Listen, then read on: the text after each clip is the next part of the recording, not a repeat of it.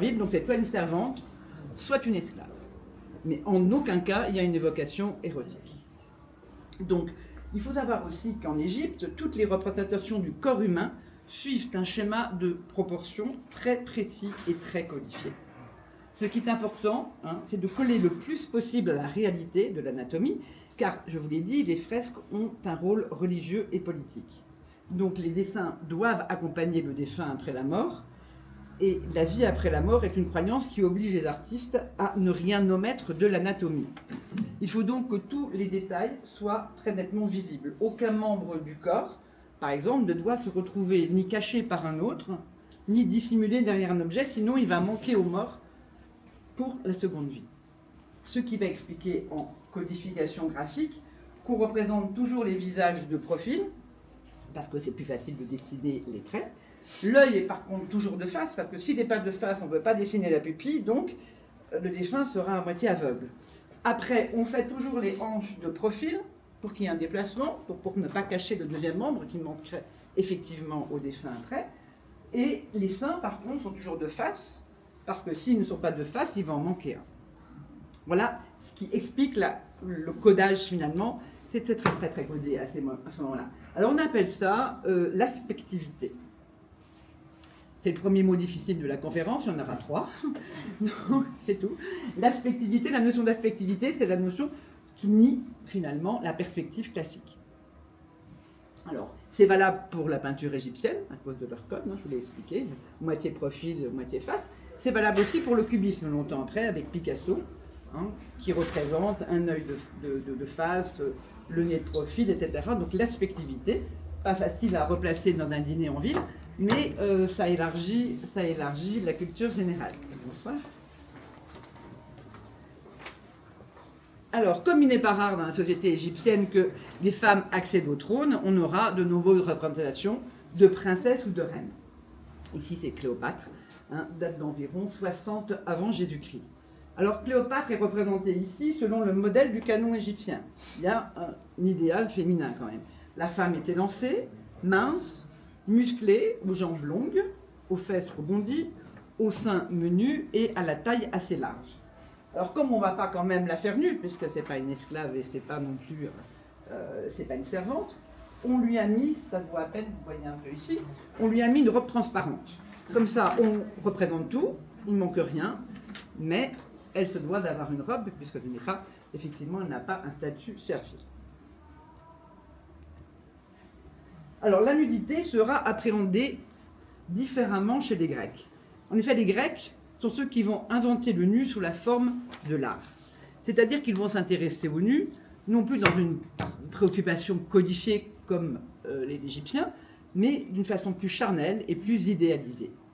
En fait, les Grecs réservent le nu aux héros et aux divinités.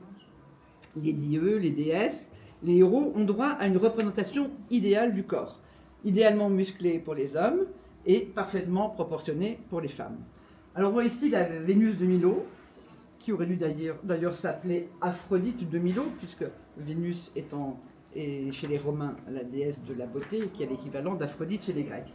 Milo, c'est là où on a trouvé cette sculpture, c'est l'archipel des Cyclades, donc on l'appelait Milo parce qu'elle vient de là-bas.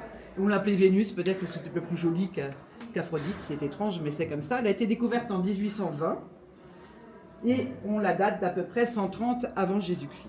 Alors regardez ce corps magnifique, une femme à l'anatomie parfaite, une déesse qui semble tenir le monde à ses pieds. Mais ne vous emballez pas parce que la femme chez les Grecs n'a pas trop sa place. C'est une société complètement patriarcale. D'ailleurs, c'est l'homme en général qui est privilégié dans la statuaire grecque. Peu de femmes par rapport à la statuaire masculine. Alors la cité grecque est bâtie sur 2 exclusions. Le club des citoyens, qui exclut les étrangers, qu'on appelle les métèques, et les esclaves, et le club des hommes, qui exclut les femmes. Il y en a qui suivent aux premières. C'est ainsi qu'Aristote définit l'interdiction de la femme à devenir citoyenne. Carrément. Alors il va rester à la femme 3 rôles à jouer, l'épouse, la mère et la maîtresse de maison. Alors on va voir rapidement. Alors à l'époque, il n'y a pas de peinture non plus. Hein. Chez les Grecs, c'est souvent sur... c'est des vases. Hein. Ils ne mettent pas non plus de jolis tableaux. Il n'y a pas de châssis, il n'y a pas de toile. Donc on représente très souvent sur les vases. Alors les vases sont soit rouges à figure rouge sur fond noir, soit à figure noire sur fond rouge. Là, c'est figure rouge sur fond noir. Un peu ocre parce que c'est pas toujours les mêmes rouges. Alors ça date de 470 avant Jésus-Christ. Et là, vous avez représenté le rôle de la maîtresse de maison qui fait le linge, lave son linge. Ici, c'est encore une maîtresse de maison, mais un peu plus de conditions sociales un peu plus élevées. Celle-ci, elle a le droit de travailler la laine. Parce que tout le monde n'a pas le droit de travailler la laine. Donc, deuxième. Et voilà, et ça c'est la femme, mère de famille, rôle d'épouse et de maman. Pour terminer, les 3 rôles de la femme dans la société grecque. Alors, une toute autre ambiance. On est dans l'Antiquité romaine, et là, on est à Pompéi, au 1er siècle après Jésus-Christ. Alors, c'est une femme en plein rapport sexuel, qu'on voit. Hein. Elle domine même un peu son adversaire, parce qu'elle est sur lui. Et pourtant, ne vous emballez pas non plus, les femmes romaines, comme chez les Grecs, sont plutôt considérées comme inférieures aux hommes. Alors, cependant, les Romains ne détestent pas les femmes. Ils les admirent, mais surtout, ils les craignent. Et on va voir, on avance, parce qu'on a 20 siècles quand même, donc on va se retrouver déjà au Moyen-Âge, vous voyez, on va faire 1262, et on va s'apercevoir qu'au Moyen-Âge, la femme va être encore plus crainte. Alors, à ce moment-là, au Moyen-Âge, on sait que les thèmes religieux et les peintures bibliques sont largement prédominants. Donc on n'aura pas d'occasion de les voir trop en dehors du drame chrétien. Donc la peinture médiévale a pour objet, d'abord, une description des principaux thèmes de la Bible et du drame chrétien. Alors l'intention étant bien sûr de promouvoir le sentiment religieux. On est un peu comme chez les Égyptiens, à part que c'est une autre religion. On ne croit pas à la vie après la mort, mais on croit effectivement à toute l'histoire du Christ. Alors, regardez ça, on est dans une icône, c'est très hiératique, hein, c'est des icônes de cette époque qui correspondent absolument au canon gothique, on va dire, de la peinture gothique. Alors une icône comme celle-ci ne va rien nous apprendre sur la beauté de la femme au Moyen-Âge, parce que c'est complètement codifié, hein, et c'est pas conforme à la réalité. Regardez par exemple le petit Jésus, c'est même pas un bébé, hein, c'est un adulte qu'on a réduit de proportion pour mettre dans ses bras, en disant, il est petit, donc c'est un bébé. Mais on ne lui donne pas un côté réaliste, comme d'ailleurs la Vierge Marie n'est pas plus réaliste.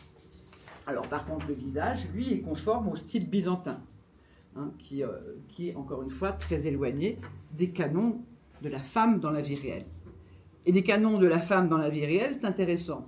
Je vous en parlais un petit peu au Moyen-Âge, parce que d'abord il faut savoir que la coquetterie au Moyen-Âge est très décriée. La femme coquette est moquée, dénoncée, jugée coupable, voire dangereuse. Au Moyen-Âge, on se méfie de la femme, hein, c'est quand même le moment de la chasse aux sorcières. Alors la femme ne doit être ni trop sophistiquée, ni trop naturelle.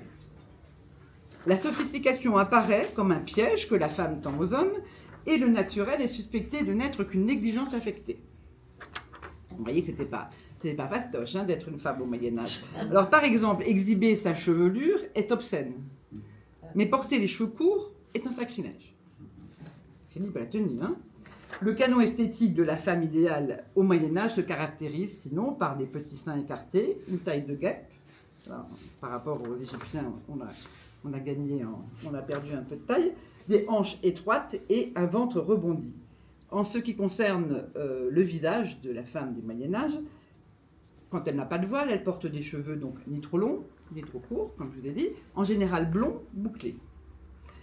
On dit d'ailleurs que les femmes au Moyen-Âge décoloraient à l'urine leurs cheveux. Le front de la femme idéale au Moyen-Âge est dégagé, le nez est droit et fin, et attention, les yeux sont obligatoirement marrons. Parce que les yeux bleus, c'est considéré comme diabolique. Donc, on n'aurait pas échappé au bûcher. C'est pas faux. C'est pas faux. Oh, les commentaires. Alors, les femmes du Moyen-Âge, en dehors des représentations bibliques, figurent essentiellement dans des tapisseries ou des enluminures, où elles sont mises en situation dans leurs différents rôles de la société. Il n'y en a que deux, hein, c'est nonne ou épouse. Voilà.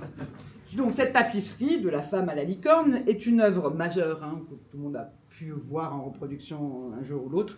Elle a été commandée par une famille respectable dont les armoiries sont là, les croissants blancs sur le fond bleu. C'est les armoiries de celui qui l'a commandée. Alors ça fait partie d'un ensemble de 5 panneaux.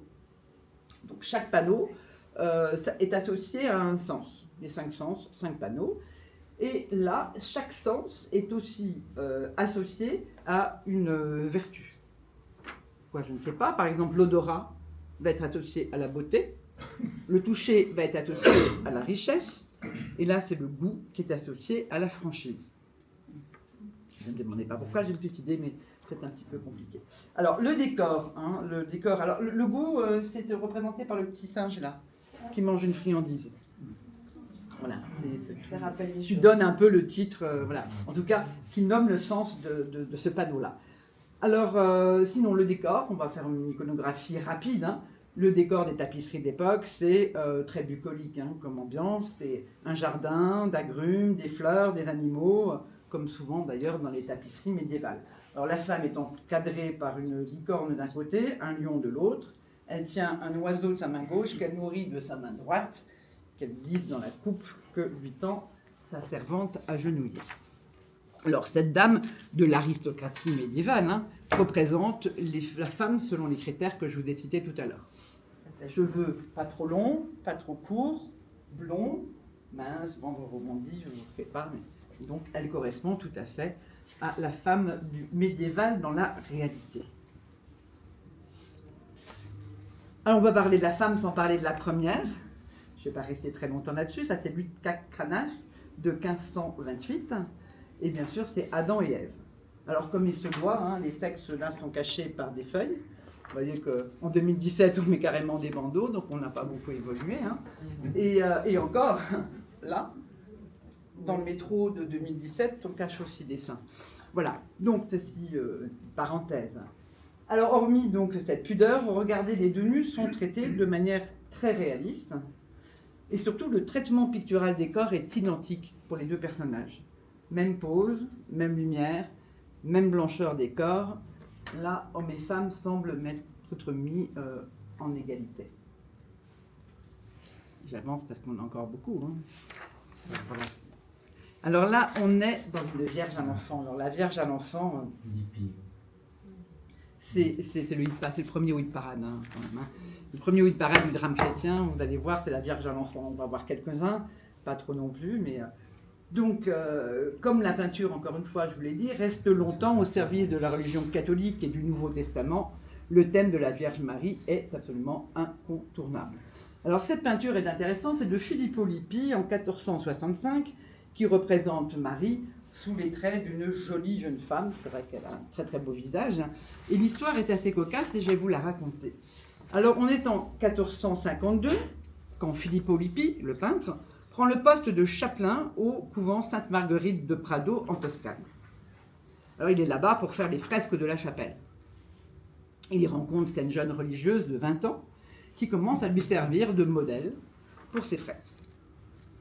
Alors jusque-là tout va bien, après il tombe amoureux, là ça coince, et après il la met enceinte. Alors là c'est carrément le scandale. C'est le scandale qui éclate. Et bien sûr, là, l'Église l'accuse d'avoir corrompu une innocente nonne. Alors là, c'est la condamnation à mort, hein, ça rigole pas trop. Mais heureusement, il a un mécène hein, qui s'appelle Cosme de Médicis, qui n'est pas n'importe qui, et qui va intervenir auprès du pape, qui lui accorde sa grâce. Alors qu'est-ce qu'il va faire, Filippo Lippi? Il va fuir avec la nonne, qui n'est plus une nonne d'ailleurs, et il va l'épouser. Il va l'épouser, lui a 58 ans quand même, voilà, il a bon goût, elle est très belle. Et en fait, ils vont avoir 2 enfants, dont le petit Filippo, qu'on appelle Filippino, qui sera lui-même un grand peintre, un tout petit peu moins connu que le père. Alors on retiendra vraiment là le beau visage de cette Vierge, enfin, et qui prouve effectivement que Filippo Lippi a craqué. Alors nous sommes ici dans la Renaissance. Là, il va se passer des choses quand même dans la figuration de la femme à la Renaissance. Ça va prendre une forme particulière.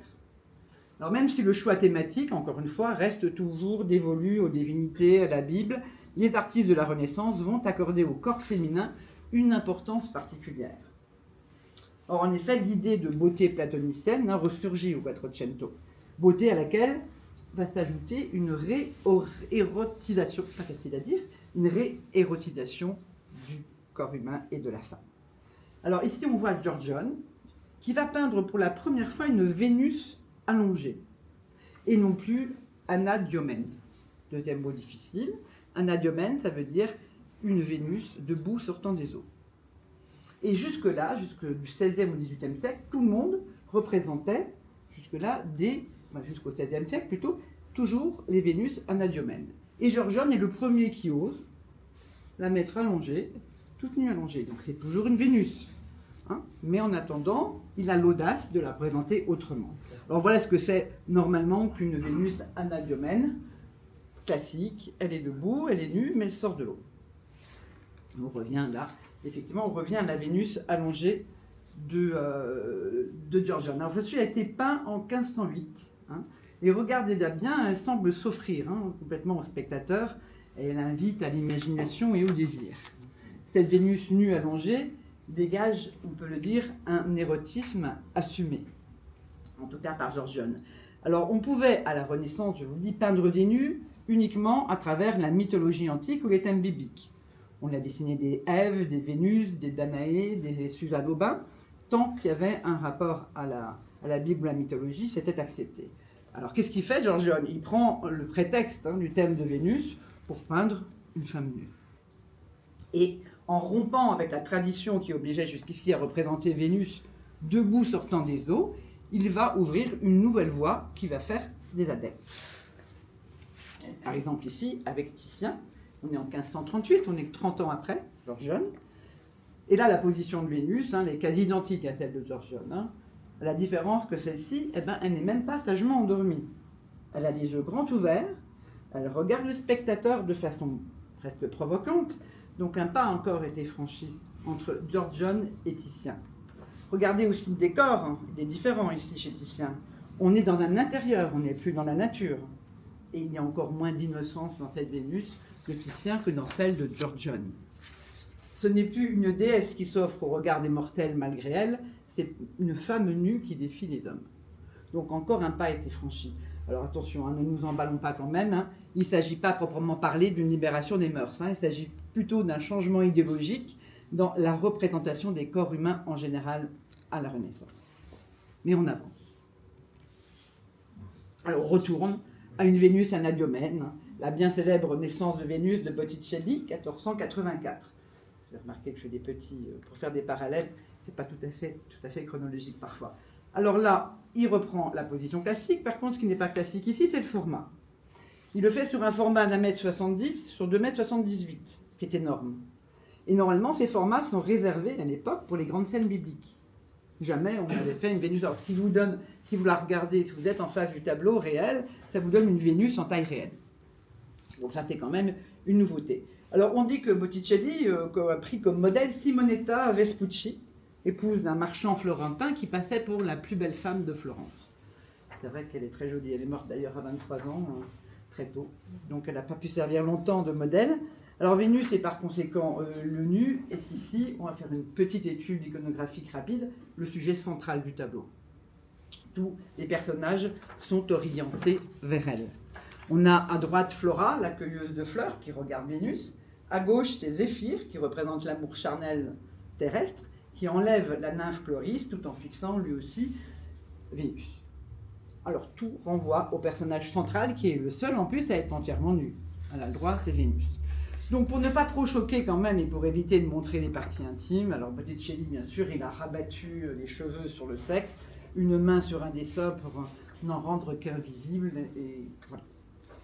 Parce que la censure veillait quand même à cette époque. Et il fallait absolument répondre aux exigences des commanditaires, sans quoi le tableau était refusé, et donc le peintre pas payé. Alors c'est pour la commande d'un secrétaire du Conseil de Venise que Titien a peint cette toile en 1514, intitulée « Amour sacré, amour profane ».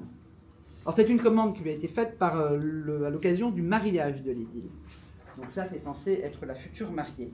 La mariée est vêtue de blanc, elle est assise à côté de petit Cupidon, là, voilà. Et là, à droite, vous avez Vénus, partiellement nue. Alors, la future mariée est bien sûr noblement vêtue, elle représente l'amour profane. Et Vénus, elle, représente l'amour sacré. Alors, toutes les deux sont à deux extrémités d'un bassin. Et si vous regardez bien les visages, elles semblent presque jumelles. Elles se ressemblent beaucoup.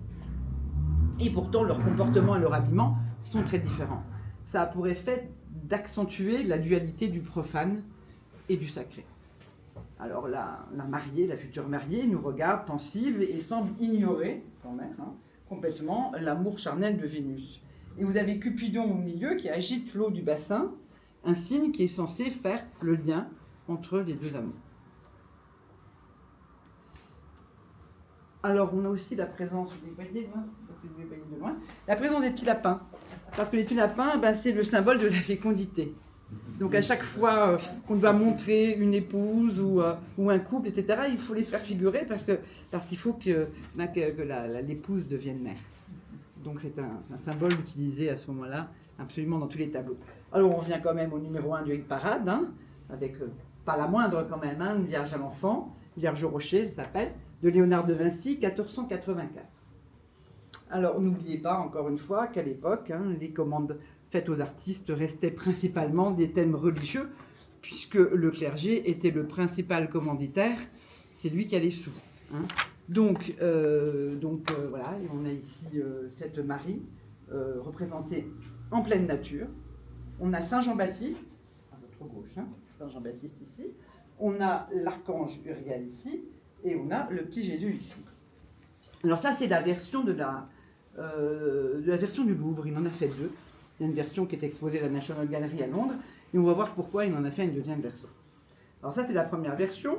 Donc, il a voulu faire figurer l'archange Uriel, c'est celui qui est censé protéger Jean-Baptiste, pour équilibrer un peu son tableau et pour mettre un petit peu d'orange. Parce que Léonard de Vinci, vous savez que c'est un peintre qui construisait ces tableaux. Il les construisait avec le nombre d'or, avec des géométries, etc. Il était très précis sur ses constructions de tableaux. Et pour lui, il était important qu'il soit équilibré d'un point de vue chromatique et d'un point de vue compositionnel. Alors, il veut bien répondre aux exigences de l'Église, mais c'est un artiste qui d'abord répondre à ses exigences propres des obligations picturales. Donc, il fait un peu ce qu'il veut quand même, au point d'ailleurs que ça ne va pas plaire. Alors, il a installé ça pour faire une petite... Vous avez un triangle ici. Donc, le triangle, effectivement, c'est la position en haut, vous avez là. Vous avez le visage de la Vierge. Effectivement, d'avoir rajouté ça lui permet de terminer son triangle. Alors, pourquoi elle sera refusée par le clergé? Et c'est vrai que c'est un peu choquant. On a Jean-Baptiste qui est plus important que le Christ. D'abord, il est plus gros, il est à côté de la Vierge, et tout le monde le montre. Alors, l'Église a dit, niet, je ne veux pas. Donc, il va faire une deuxième version. Il ne va pas changer grand-chose, parce que c'est comme Léonard de Vinci, il ne se fait pas dicter tout non plus. Donc, il a repris tout pareil. Il a enlevé un peu d'orange. Et surtout, regardez, c'est la main. Le doigt d'Uriel ne pointe plus Jean-Baptiste. Il va pointer le petit Jésus. Alors, on va observer au passage le visage de la Vierge, qui est traité sous des traits naturels, sans aucune sophistication, loin de l'icône médiévale qu'on avait vue tout à l'heure. Alors, cette femme est très, très jolie et surtout très réelle. Et intégrer la réalité dans les sujets bibliques, ce sera propre à la Renaissance et ce sera très bien fait chez Léonard de Vinci comme chez Michel-Ange.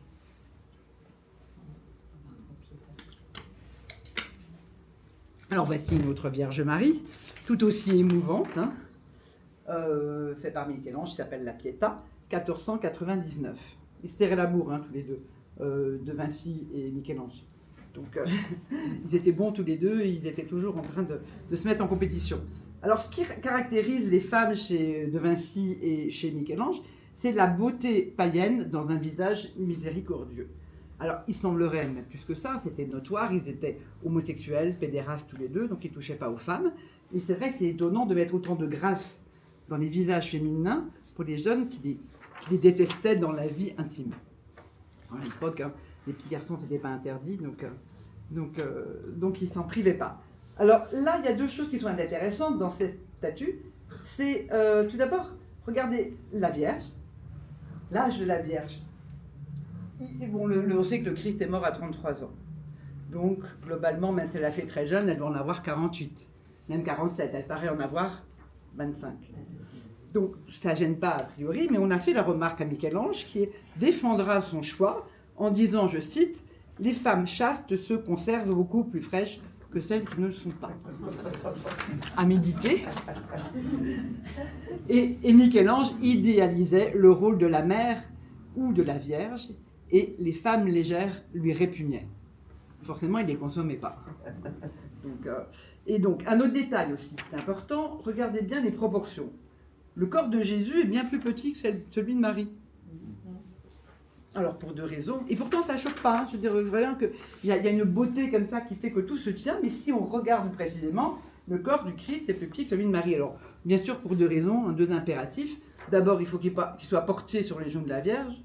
Donc, s'il était plus gros, ça n'irait plus. Et aussi pour réserver à Marie la place prédominante.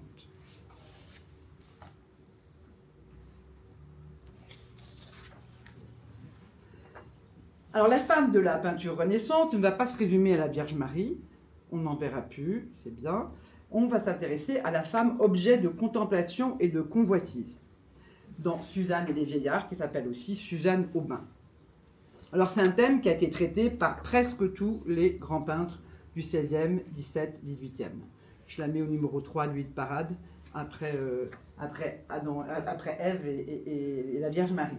Alors c'est un épisode biblique, je ne sais pas si vous le connaissez, je vous le rappelle en un mot. C'est l'histoire d'une jeune femme, Suzanne, qui est observée nue pendant qu'elle prend son bain, dans la nature, hein, dehors, dans la rivière, et qui va refuser les propositions malhonnêtes de deux vieillards. Alors pour se venger, ceux-ci l'accusent d'adultère et la font condamner à mort. Alors heureusement, l'histoire finit bien parce que le prophète Daniel intervient et va prouver l'innocence de Suzanne. Ça, c'est l'histoire. Alors, on va revenir au tableau. Alors, ce tableau est celui d'une femme, peintre. C'est rare, surtout à l'époque. Fait rarissime, bien sûr, en 1610. Hein. Donc, il s'agit d'Artemisia Gentileschi, qui est quand même, elle, fille du peintre éponyme. C'est le dernier mot un peu compliqué, éponyme, donc du même nom. Donc, c'est la fille de Gentileschi. C'est pour ça qu'elle a eu droit à peindre. Et donc son interprétation, vous allez voir, est la plus émouvante, je pense. On va comparer avec deux autres versions tout à l'heure, et la plus émouvante des versions de Suzanne Aubin. Ici, Artemisia souligne la position de soumission de la femme victime de l'appétit des hommes. Regardez la blancheur de Suzanne qui renvoie à la pureté, avec les deux vieillards lubriques qui renvoient au péché. Et Suzanne est le principal sujet de la toile. Elle occupe 2/3 du tableau, et elle est au premier plan. Alors, Artemisia a peint sur son visage, regardez, une expression d'angoisse et de crainte. Les jambes de Suzanne sont resserrées, ses mains affolées battent le vide pour se protéger de l'agression des deux hommes, dont l'un d'ailleurs lui fait signe de se taire. Et il y a, à mon avis, dans cette scène, un réel souci de réalisme et dans l'interprétation de ce thème biblique. On va voir qu'il va prendre une vision moins dramatique avec des peintres hommes. Par exemple, ici, regardez, on compare avec Bartolomeo Chiari sur le même thème. Les gestes de Suzanne, très affectés, même si les vieillards semblent même plus entreprenants que Gentileschi. Suzanne semble moins effrayée. Le regard qu'elle leur porte indique presque une communication entre eux. Et regardez surtout l'augmentation des détails qui diminue toute la charge tragique et expressive de la scène. On voit la fontaine dans le décor, les étoffes, les coussins, la jarre, le paysage en arrière-plan. Tout ça, effectivement, diminue la charge expressive. Alors là, encore on monte d'un cran avec l'interprétation du Tintoret, toujours de Suzanne. Alors là, on n'est plus du tout dans une scène de harcèlement, hein. On est presque que dans le voyeurisme. Hein. Alors on dirait qu'elle pose, la Suzanne, exhibitionniste, devant son miroir, toute sophistiquée, bijoutée, malgré sa nudité, presque provocante, tandis que les deux vieillards paraissent être de simples voyeurs. À ce stade, le péché des deux hommes, pour moi, semble beaucoup plus minimisé.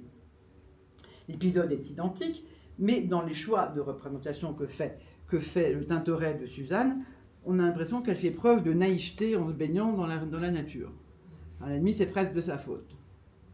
Et cette différence d'interprétation, je trouve, entre effectivement Artemisia Gentileschi et le Tintoret, je me pose la question de savoir si c'est pas parce qu'un est un peintre homme et l'autre est une peintre femme. Un débat à ouvrir. Alors, après le thème de la femme victime du péché, voici la femme face à la tentation manipulatrice. Alors, on a un tableau de Rubens ici qui illustre Samson et Dalila. Alors, le thème, lui aussi, tiré de la Bible, je le résume en un mot, où la femme n'est plus un objet de convoitise, mais l'incarnation du courage, de la ruse et de l'intelligence. Alors, en gros, l'histoire d'Alida séduit Samson pour le nuire.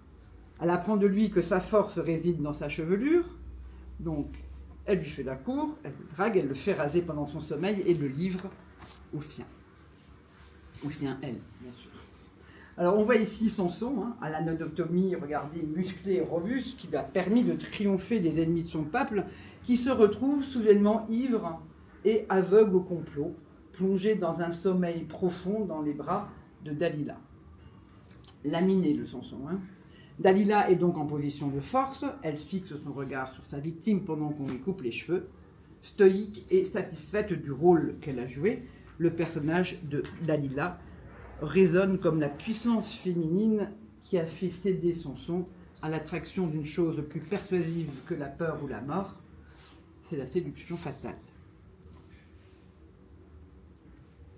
Alors voici une autre forme de séduction féminine, plus prosaïque celle-ci, qui est pour la première fois représentée en peinture par Holbein, je regarde mes amis flamands si je peux dire, Holbein, en 1526, c'est la prostituée. Alors sous le titre La Laïs de Corinthe, qui est une cocotte de l'Antiquité. Alors en Grèce, on disait que cette femme rendait fous les hommes et elle restera à jamais le symbole de la femme vénale. Alors cette thématique est assez rare à l'époque, parce que la peinture, on l'a dit, je me répète, est dédiée en général aux églises, aux couvents, aux monastères, et que la seule prostituée qu'on représente en général, c'est Marie-Madeleine, et encore repentante. Alors, il est assez rare d'avoir ça, et on se demande, puisqu'il faut toujours que les peintres soient payés et qu'ils aient des commanditaires, mais quel aristocrate a pu commander une œuvre pareille? Je n'ai pas la réponse. L'histoire ne le dit pas, d'ailleurs, mais il y a quand même quelque chose d'assez rigolo, c'est que le modèle qui a servi à ce tableau, la femme, est une veuve respectable d'un édile de la ville. Donc on se demande, c'est encore plus mystérieux. Non seulement on ne sait pas qui l'a commandé, mais pourquoi c'est elle qui a été représentée ici. Alors regardons cette femme, Laïs, représentée habillée, élégante, soignée, jolie, comme une femme du monde. Mais bon, le détail est là. Il y a de l'argent en face d'elle, et il y a écrit Laïs de Corinthe, donc ça ne fait aucun doute, c'est bien une prostituée.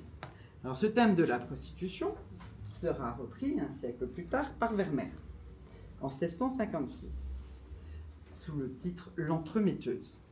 Alors, on voit ici 4 personnages qui semblent vraisemblablement être dans un lupanar, à savoir que ça, c'est un autoportrait de Vermeer. Alors, comme Vermeer est très religieux et respectueux d'une certaine morale, il va rester assez avare de détails explicitement érotiques. Alors certains, la femme se fait tâter le sein par l'homme, elle a, qui lui donne d'ailleurs de la monnaie dans sa main, elle a un verre d'alcool à la main vraisemblablement aussi, mais son habillement n'est pas indécent et ne laisse rien paraître de ses atouts féminins.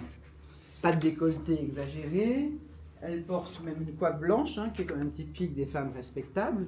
En fait, au XVIIe siècle, dans la peinture hollandaise, les scènes de prostitution nommées bordeltje, voilà, deviennent assez courantes. Parce que chez les Flamands, sous couvert d'un message moralisateur qui condamne l'alcool, le vice et la débauche, l'occasion était donnée de satisfaire une clientèle un peu agacée par la morale religieuse et trop rigoriste. Donc il y avait des commanditaires qui demandaient ce genre de choses. Donc en Hollande, en tout cas chez les Flamands, avant chez nous. Tiens, on avance. Alors on reste chez les Flamands. Ça c'est la prostitution inversée. Thématique rarissime. Pour la petite histoire, j'ai découvert ce tableau à l'occasion d'une expo à Paris qui était l'art et l'argent. Je ne connaissais même pas ce thème, je ne savais pas qu'il existait, et donc j'ai voulu l'insérer dans la conférence parce que c'est le seul que je connaisse qui a inversé le rapport, effectivement, le rapport de prostitution. Alors c'est peint par Henrik Goltzus. Alors en fait, Henrik Goltzus, il s'appelle Henrik Golt, puisqu'il est flamand. Mais à l'époque, c'était très tendance de latiniser son nom. C'était très branché, très... Et donc, il s'est fait appeler Goltzus. Donc on voit cette vieille dame, hein, regardez, avec ce jeune homme. Alors, les plis sur le sein, le corps un peu abîmé. Hein. C'est un peu comme si le peintre voulait voir opposer les outrages du temps au désir sexuel qui persiste, malgré l'âge. On voit la dame qui, effectivement, les dames qui déverse les pièces d'or de son petit pot en étain. Là, il n'y a pas photo, on a compris la thématique. Mais vraiment, c'est rarissime de le voir sous cet angle-là. Alors là, on va changer, et d'endroit et de siècle. On est en France, on quitte les Flamands, on est au XVIIIe siècle, où la morale religieuse va perdre peu à peu de sa rigueur. On va plus rire, là. Alors on se rend compte, hein, là, dans François Boucher, dans ce tableau La Volupté, qui date de 1745. Alors on est à l'époque de la Pompadour et de la cour royale débauchée. Sous le titre La Volupté, ce tableau licencieux est destiné au regard d'amateurs avertis, bien sûr, parce qu'il ne cache rien de son intention érotique. Alors cette odalisque brune se répand littéralement dans un décor qui évoque le luxe et la chaleur du boudoir. Elle est couchée à plat ventre, elle présente aux spectateurs ses fesses rebondies. Boucher accentue ici la sensualité des formes de la jeune femme en l'intégrant dans un univers d'étoffes soyeuses et moelleuses où il accentue cette notion de pli. Regardez bien les plis, le pli des fesses, le pli du tapis, le pli de la chemise retroussée, le pli des draps, tout ça en désordre. C'est vraiment un spectacle impudique du corps de la femme, désirable et irrésistible offerte. Donc c'est un pur tableau érotique, hommage à la frivolité qui va marquer cette époque. Alors Boucher, après cette image explicite de la courtisane, va peindre sous l'autre angle, hein, Madame de Pompadour en 1756. Alors lui, il est plus propre, hein. C'est Louis XV qui commande ce tableau pour sa maîtresse, c'est un portrait officiel, et c'est, on va dire, l'endroit du décor. Tout à l'heure, vous l'avez vu dans son boudoir, c'était pas la même. Enfin, elle aurait pu prendre la figure de la précédente, mais là, elle est représentée dans un portrait bourgeois, avec tous les tatous de décor somptueux et royal. Mais enfin, on savait bien que les courtisanes à l'époque conseillaient les rois et les puissants, au fond de leur boudoir. Alors le 18e, c'est l'époque des fêtes galantes et du style rococo, qui est dérivé du baroque en plus léger, plus light, plus décadent et plus érotique. Et l'un des peintres les plus représentatifs de cette époque de femmes courtisées, aimées et honorées, dans le sens du terme de l'époque, c'est-à-dire baiser, c'est Jean-Honoré Fragonard, dont on voit ici le tableau intitulé « Le baiser à la dérobade ». Alors on est ici en plein romantisme, hein, et Fragonard, d'esprit français et de génie italien, dit-on de lui, se délecte de ces scènes de badinage amoureux. Alors on va voir un peu l'iconographie du tableau, hein, tout est dit, c'est comme une histoire. La femme est en train de saisir son étole pour prendre congé, et on voit le jeune homme qui la ramène vers lui pour lui glisser un baiser volé. Alors Fragonard est un véritable conteur à travers ses toiles, hein, et il traduit toujours très bien les aventures amoureuses de ces femmes à cette époque. C'est toujours lui, le verrou. Alors, 1774, donc c'est un tableau narratif aussi, où Fragonard place le spectateur dans une position de témoin d'une scène dont l'issue ne fait aucun doute. Une fois qu'on aura loqueté le verrou, va se passer des trucs dans la chambre. Alors à cette époque, hein, on met à l'honneur la vie oisive mondaine, les fêtes galantes et les scènes de genre. C'est le siècle des courtisanes et des femmes frivoles. Alors peindre des femmes enfin libérées de tout rôle religieux et moral va permettre également aux artistes de s'intéresser aux états d'âme de ces femmes. Les romantiques, les rêveuses, les boudeuses, les timides ou les amoureuses émoustillées vont toutes devenir des sujets à part entière au XVIIIe siècle.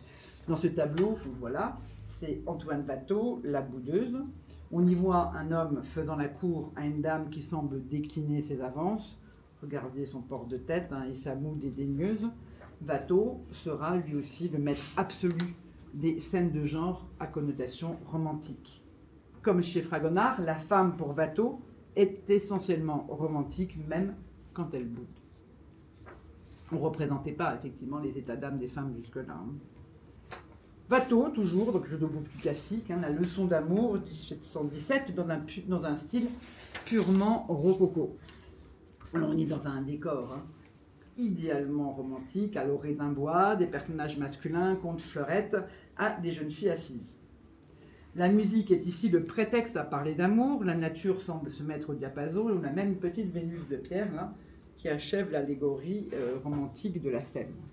La musique, la poésie, la peinture, l'art sous toutes ses formes est complice pour Watteau des sentiments amoureux et des émotions.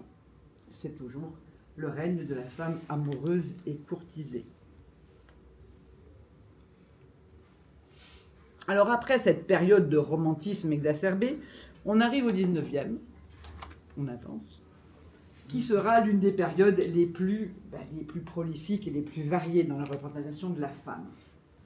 Alors on partira du néoclassicisme, du romantisme, après on va connaître un engouement pour l'orientalisme au début du 19e, puis s'imposera le réalisme et la réalité sociale, suivi après du symbolisme, et on finira par les impressionnistes.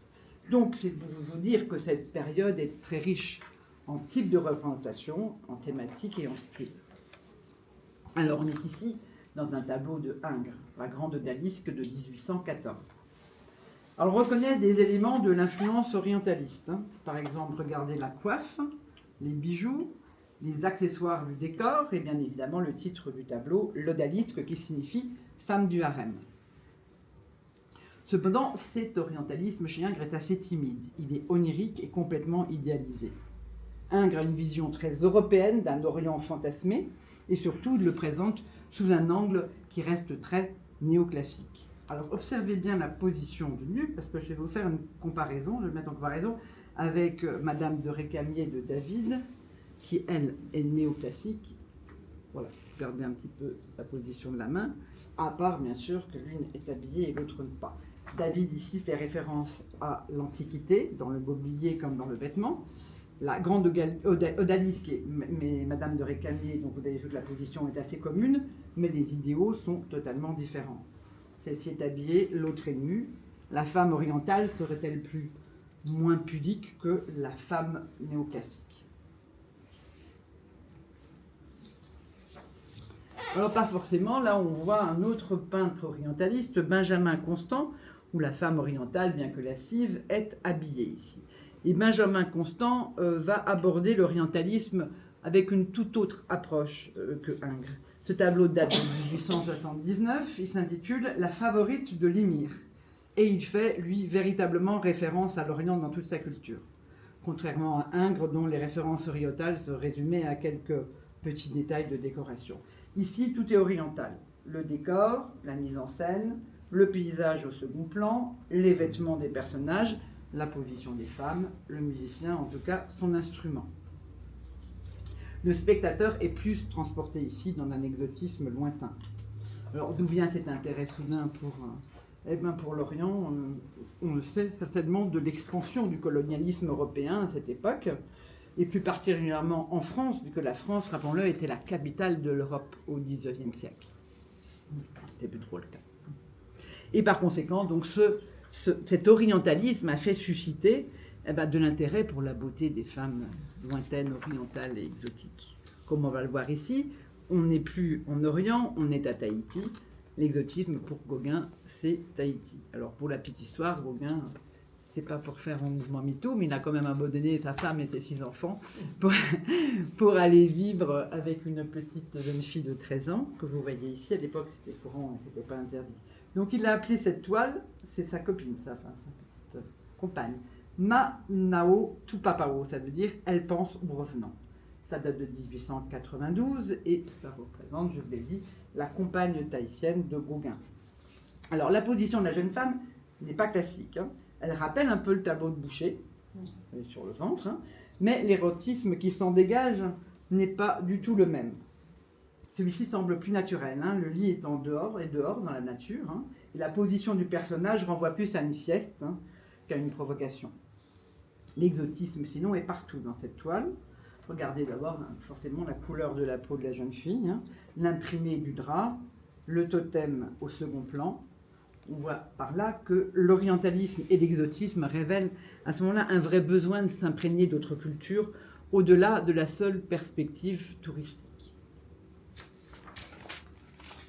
Et de toute évidence, hein, les femmes de l'Orient ou des îles ont intrigué les hommes occidentaux de cette époque et ont répondu à une réelle attirance teintée d'érotisme.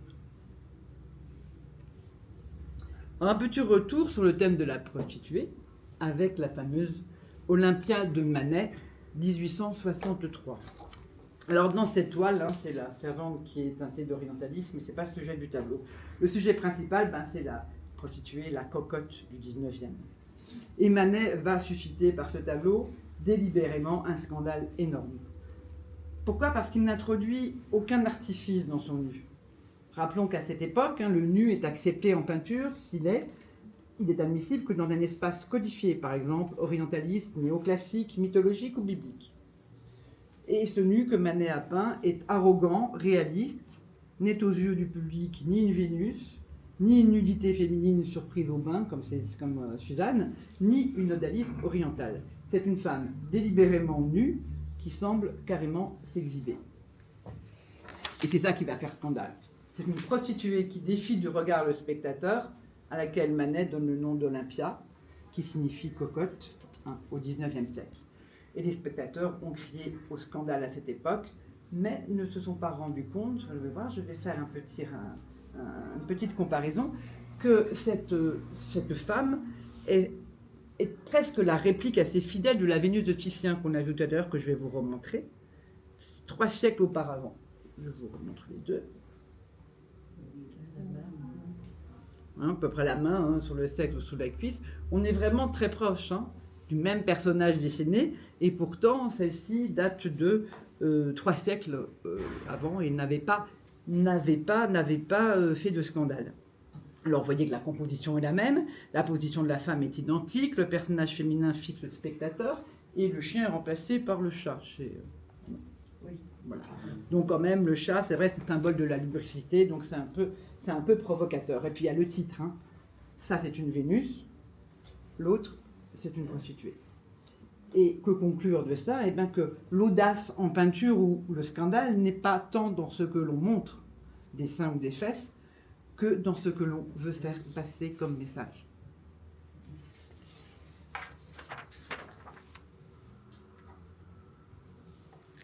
Alors on change de registre avec un sujet moins glamour qui va intéresser cette époque, les artistes et la classe laborieuse. Alors au XIXe siècle, les ouvrières, les paysannes, les blanchisseuses vont être représentées en peinture par de nombreux artistes. Alors toutes ces travailleuses étaient un non-sujet pour l'art jusqu'ici, mais ces personnages de la vraie vie vont s'imposer peu à peu dans le thème des artistes. On voit ici donc un tableau de Degas, La Repasseuse, 1886. Alors si Degas a peint cette toile, c'est qu'il existe aussi des acheteurs potentiels. Parce que les toiles, en général, ils les font pour être payés, donc ça veut dire qu'il y a eu des commanditaires. Eh bien oui, les bourgeois commanditaires de tableaux commencent à réclamer une vision sociologique de l'art pour prôner les valeurs du travail. Et le travail de blanchisserie était essentiellement féminin, donc il va inspirer les peintres, les écrivains qui vont faire apparaître la femme dans sa réalité sociale. Alors tout le monde connaît Zola, qui a écrit L'Assommoir en 1876, qui raconte cette histoire tragique d'une malheureuse repasseuse. Et c'est bien ça qui va finalement inspirer Degas quand il va faire sa série des repasseuses. En voilà une autre, 1886, Les Repasseuses. Donc regardez, donc Degas place un regard très incisif et assez impitoyable, hein, sur le travail pénible, répétitif, mal payé de ces femmes et de surcroît à risque. Car à cette époque, la tuberculose fait rage et le virus se cache facilement dans les linges. Donc la repasseuse de gauche, regardez là, elle s'étire, elle bâille de fatigue, elle tient une bouteille de vin, tandis que l'autre, le dos voûté, continue obstinément sa tâche. Alors, ne vous méprenez pas, si la femme dans sa réalité sociale est enfin représentée dans les tableaux, il ne faut pas y voir une forme non plus de revendication. On n'en est pas encore là. À cette période où le réalisme est en vogue et la révolution industrielle est en marche, il est important de représenter les travailleurs courageux et les travailleuses vertueuses. En aucun cas, c'est politique où il n'y a pas de revendication ni syndicale ni socialiste à l'époque. Et c'est justement donc ce sentiment de vertu par le travail que le peintre Léon de Lachaud évoque dans cette toile intitulée La Lingère. Alors dans cette scène, on évite complètement de faire figurer la pénibilité. Il se dégage même une impression de noblesse par le travail. C'est une image sereine, idéalisée, qui occulte totalement la réalité sociale du sujet. Alors l'accumulation des détails dans le tableau nuit à la forme expressive du sujet. Regardez, on est loin des visages expressifs de Degas tout à l'heure, de la repasseuse qui peine. Donc regardez l'atmosphère feutrée, ça ressemble plus à la laitière de Vermeer, et regardez cette lumière douce et rasante qui achève cette mise en scène accommodante du travail de la lingère. Alors n'oublions pas qu'au XIXe, la France est encore un pays majoritairement rural. Et le travail agricole aura lui aussi sa place sur les cimaises. Et Millet, grand peintre Millet, cela sera un des premiers à décrire sans détour les scènes de labeur, en l'occurrence celles des paysannes. Alors on voit ici des glaneuses 1857. Alors le thème du travail a été courant en Hollande depuis le XVIIe siècle. Là, ils étaient aussi en avance. On a pris le train en marche. Ce n'était pas le cas de la France où longtemps on trouvait ce sujet indigne en peinture. Alors on va regarder un petit peu ce tableau plus près. Des ouvrières agricoles qui renvoient à une vision bien sûr toujours vertueuse du travail dans les champs, sans cacher quand même une forme de pénibilité chez Millet. Ce qui ne va pas être le cas chez Jules Breton, dans Le Rappel des glaneuses 1859. Là, les femmes sont montrées sans souffrance, dans une ambiance presque festive. On est presque dans un tableau de propagande en faveur du travail des champs. Alors c'est vrai que les femmes ont quand même un visage grave et solennel, mais elles ne grimacent pas de fatigue. C'est une représentation encore très idéalisée du travail des champs. Autre ambiance, c'est un autre travail, le plus vieux du monde, c'est ce qu'on dit, la prostitution dans les maisons closes par Toulouse-Lautrec. Alors, Lautrec va passer, vous le savez peut-être, sa vie dans les bordels de Paris. Il y trouvera ses modèles idéaux de spontanéité et il peindra sans moralisme ni sentimentalisme. Alors là, on est loin de la cocotte de Manet, qui est l'équivalent de l'escort gueule en freelance, quand ça fait un peu Eros Center. Donc cette toile de 1894, intitulée Le Salon de la rue des Moulins, décrit l'ambiance des maisons closes avec ces dames patientes et résignées qui attendent le client. Alors l'univers de Lautrec, on va voir un autre ici, dans Femmes remontant ses bas de 1894. Alors Lautrec est suffisamment intime avec ces dames des maisons closes pour pouvoir les croquer à tout instant de leur journée. Il va les croquer en train de se lever, en train de dormir, en train de s'habiller, en train de se déshabiller, dans leur quotidien, jusqu'ici en train de boire. Il faut savoir aussi que Lautrec, il avait une rente. Il n'a pas besoin de commanditaire, ni qu'on lui paye ses tableaux. Son père lui a laissé une rente, donc il pouvait peindre ce qu'il voulait.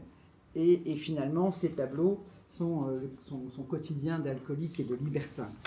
Alors cette vision des femmes, par contre, est très intéressante. Il les croque très bien, parce qu'elle est à la fois réaliste et crue.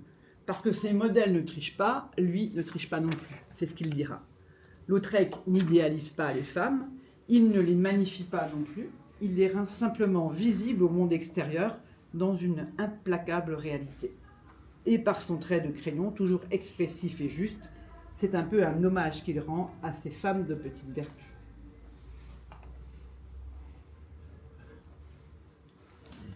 Alors, plus glamour ici, on a Klimt, qui appréciait beaucoup le travail de Lautrec pour sa charge érotique, et pourtant sa représentation de la femme va être encore différente.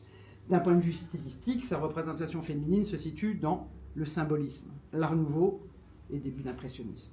Donc on voit ici le portrait d'Adèle Bloch dans sa période dorée de Klimt. Alors il parvient à intégrer le visage de cette femme, presque réaliste, encore elle ressemble à son modèle, et il la fonde dans une espèce de décor idéalisé de parures et de dorures fantasmatiques. Klimt fait un retour dans cette toile au portrait bourgeois, qu'il incorpore à son style art nouveau plein d'arabesques et de mosaïques de couleurs. En gros, il nous fait une femme décorative. Alors ici, Klimt réalise un tableau plus profond et plus philosophique qui s'appelle « Les trois âges de la femme », qui renvoie à la vie, au sexe et à la mort, qui sont les trois obsessions de Klimt. Alors ça date de 1905, donc je déborde un peu de mon 19e siècle, mais je voulais vraiment le mettre en rapport avec le précédent. Alors Klimt transcrit dans ses toiles une ambivalence permanente entre l'érotisme et la candeur de la femme. Regardez cette jeune mère au milieu, là, qui serre son enfant dans ses bras. Elle a une grande sérénité et en même temps, elle incarne la femme séductrice. Son corps fin et longiligne est recouvert d'un voile transparent qui la laisse presque nue. Et observez cette beauté aux yeux clos qui laisse une impression mêlée de plaisir et de gêne. On verra que la charge érotique des femmes imaginées par Klimt dissimule souvent une nature inquiétante. Elles incarnent même un véritable danger quand elles représentent des héroïnes bibliques, comme ici avec Judith ou Salomé. Peut-être le plus beau tableau de Klimt. Alors on revient ici dans la femme manipulatrice et séductrice, qu'on avait déjà vu dans Samson et Dalila. Ce tableau a la particularité d'avoir deux titres, soit Judith, soit Salomé. Elle peut représenter Judith tenant la tête d'Holoferne, qu'elle a fait décapiter, ou Salomé et la tête de Saint Jean-Baptiste. Klimt semble avoir privilégié la première version. Donc on va l'appeler Judith. Alors Judith tient ici la tête d'Holoferne, qu'elle vient de décapiter. Cette héroïne grecque, par ce geste, a sauvé son peuple contre les Assyriens. Elle symbolise, comme Dalila, la force de la femme qui mène les hommes à leur ruine en usant de leur charme et de leur ruse. Alors on va faire une petite analyse de ce tableau qui est très intéressant. C'est une scène cruelle, quand même. C'est pas un petit sac à main hermesque, tiens, c'est quand même la tête de Holoferne. Et là, regardez bien l'extrême sensualité de Judith. Sa position cambrée, ses seins, sa bouche maquillée, ses bijoux et ses accessoires de courtisane. Ses doigts sont en train de triturer la chevelure d'Holoferne, presque sadiquement, et regardez le visage tendu vers l'avant qui semble réclamer un baiser. L'ambiguïté du personnage de Judith est ici totale. C'est ce qui fait de ce tableau quelque chose d'incroyablement intéressant, parce que vous avez ici la sensualité, la cruauté et la ruse réunies en une seule femme. C'est une véritable prouesse de pouvoir exprimer tout ça en un seul tableau. C'est pour ça que j'ai débordé du XXe siècle. Alors, changement d'ambiance. On est dans l'ambiance d'une mère, qui est mise en valeur ici, par Berthe Morisot, qui est une femme peintre, pas tant que ça, nièce de Fragonard elle-même et belle-sœur de Manet. Quand même, vous remarquez que les femmes peintres ont toujours un peu de descendance qui les aide à cette époque. Alors celui-ci est plus conforme et presque banal, c'est la femme, la mère, devant un petit berceau.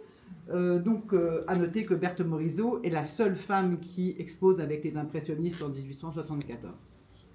Alors c'est un tableau intitulé « Le berceau » représente la sœur de Morisot avec son bébé.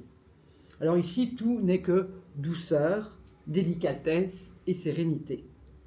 Berthe Morisot insiste sur la douceur de la scène, par la présence légère des voilages et par une grande économie de couleurs. Tout est doux, le chromatisme, la composition, les voiles. Donc peut-on prétendre, sans paraître sexiste, que l'on perçoit dans ce tableau la touche d'un peintre féminin?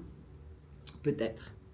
En tout cas, ce tableau dépeint à merveille le regard bienveillant d'une maman sur son enfant et celui d'une peintre sur le rôle inestimable de la femme en tant que mère. Et nous finirons sur ce thème de l'enfantement, vu cette fois par un homme, Gustave Courbet, L'origine du monde, 1866. Alors ce tableau célèbre, que tout le monde connaît, j'imagine, a été très peu exposé au grand public pendant longtemps. C'est une toile réaliste qui n'avait pas vocation du tout à être pornographique.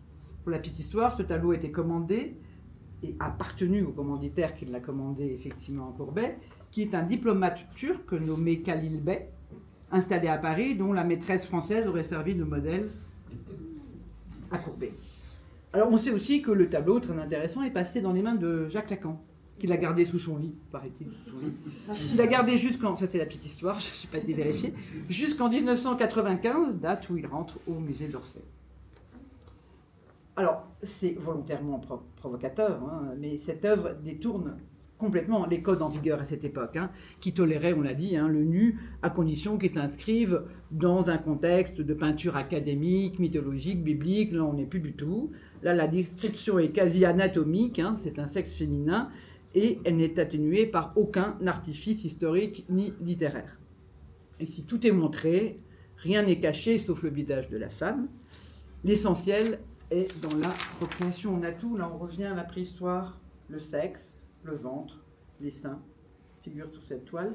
On tourne la boucle, on est parti de là et on arrive là. Ici, toute l'origine du monde se tient ici, telle que l'a conçue et représentée Courbet, s'autorisant pour cela une audace et une franchise qui donnent au tableau son pouvoir de fascination. Et cette toile fascinante, qui restera aussi célèbre que la Joconde, enfin, il me semble, dans l'histoire de l'art, sera ma conclusion. Bravo.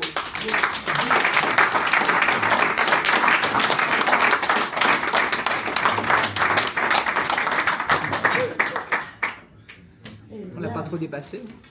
Alors, si vous avez des questions, je suis là. N'hésitez pas. Des questions, des informations supplémentaires. N'hésitez pas.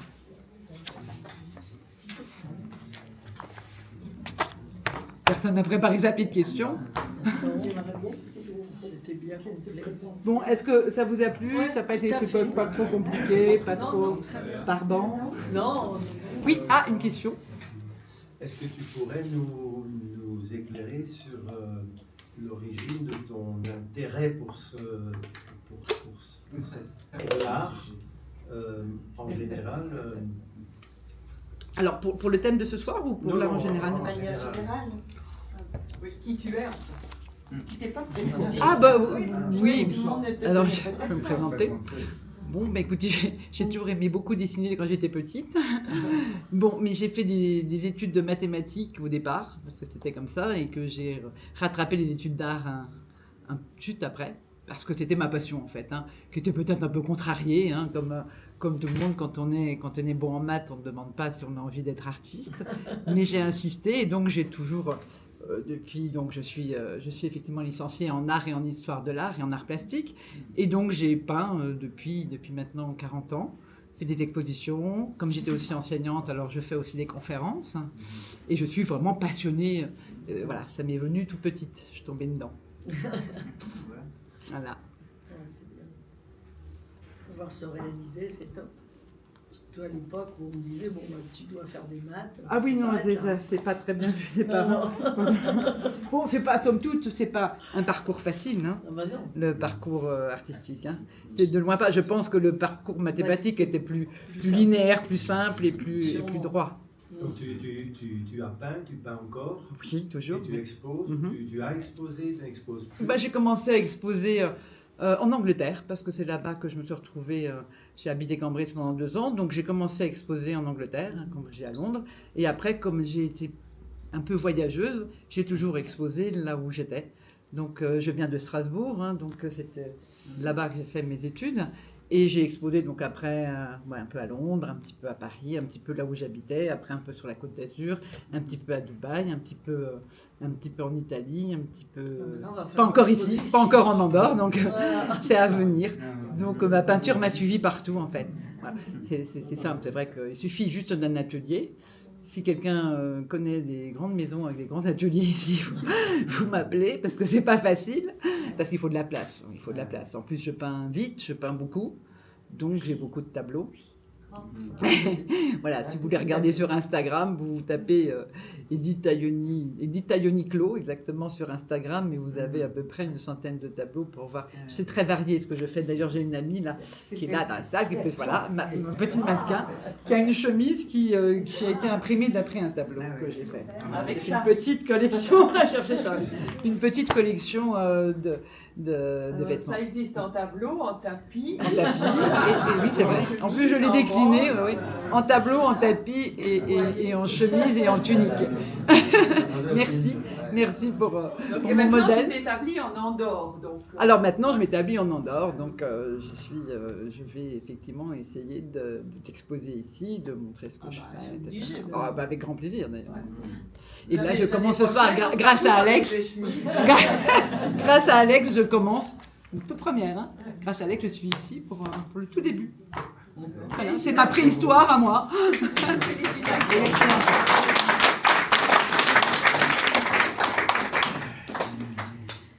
Vous me permettez, je Oui. peux faire rire un petit peu. Si vous Ah oui.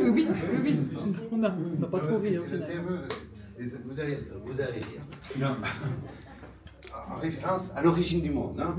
C'est-à-dire, moi, je suis dans, comme je vous ai dit, dans l'intelligence énergétique, et maintenant on commence à étudier tout ceci, et on y va depuis la physique quantique, d'accord? La physique quantique et la physique subatomique. Et puis on a la physique traditionnelle, newtonienne, cartésienne, non? Qui est la suratomique, d'accord? On est suratomique et sous-atomique. Et donc, sur la suratomique, si on va loin, à la fin du tout, il y a le trou noir, qui est une espèce d'aspirateur qui fait bouger cette toroïde de naissance du Big Bang, et on revient dans l'unité, non? Et si on va dans la subatomique, au fond du tout de la subatomique, aussi il y a les trous noirs qui font bouger, qui nous font bouger à tous, tout le temps, d'accord? Et maintenant on a découvert la physique unifiée, qui est la somme des deux, et comment elles interrelationnent entre les deux, d'accord? Alors moi je suis allé expliquer une théorie à moi, qui, à la World Quantum Association, évidemment, eux ils n'ont pas rigolé, eux ils m'ont regardé mal, hein, mais bon, en tout cas, moi ça va venir. Parce que moi je sais où est le trou noir de la physique unifiée, qui est la somme de toutes les deux. Évidemment, le trou noir est ici. Mais je ne le dis pas comme ça, mais je donne mes arguments. Mais j'en ai deux. Évidemment, c'est le trou noir. Oui. On peut dire que c'est troublant. Joli. L'eau est en bas, le bas est en haut. Mais en tout cas, ici, né, on vient d'une autre dimension et on apparaît à cette dimension d'ici. Cet effet de trou noir. Non? Et après, les hommes, hein, aussi, on a une tendance à aller fermer le trou noir. Non? Mais on a comme une force qu'on est capable de faire sauter une famille pour juste aller faire ça. Donc, il y a des forces qui gênent un peu ça. Donc, voilà. Excellent. Bravo pour l'anecdote. J'essaierai d'insérer dans la prochaine conférence. En tout cas, merci d'être ici. Merci en tout cas, merci encore. Merci. Voilà. Merci à toi. Pardon. On peut avoir